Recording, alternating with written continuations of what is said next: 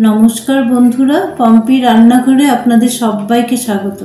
आमरा सबाई चाइ एकटु हेल्दी खेते, कम तेले खाबार खेते, ताई आमी आजके निये एसेछि एमन एकटी माछेर रेसिपि जाते तेल ना दिलेई चले। चलुन ताहले आमार साथे आमार रान्नाघरे जाओया जाक।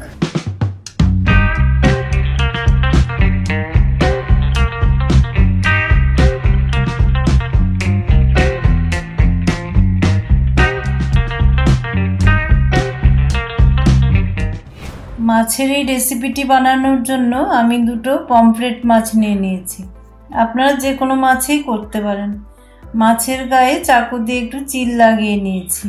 এবার তাতে কিছুটা নুন দিয়ে দিলাম আর হাফ লেমন জুস দিয়ে দিলাম।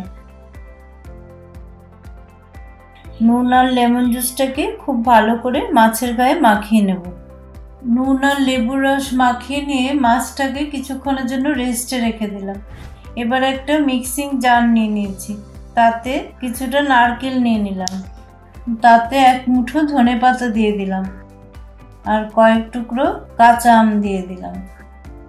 এবার তাতে 4-5টা কাঁচা লঙ্কা দিয়ে দিলাম আর 5 কোয়া রসুন দিয়ে দিলাম। এবার এর একটা ফাইন পেস্ট বানিয়ে নেব। ধনেপাতার পেস্ট আমার তৈরি হয়ে গেল।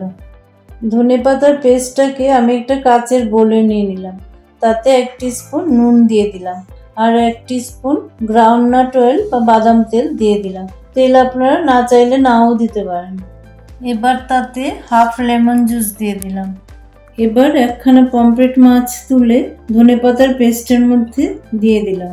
এবার পমফ্রেটটাকে এপিট ওপিট করে মশলাটা খুব ভালো করে পমফ্রেটের গায়ে লাগিয়ে নেব।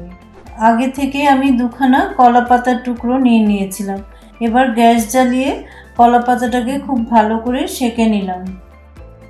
এবার কলা পাতাটাকে কাটিং বোর্ডের উপর বিছিয়ে নিলাম, তাতে মশলা মাখানো পমফ্রেটটা দিয়ে দিলাম, আরও কিছুটা মশলাও তাতে অ্যাড করে দিলাম।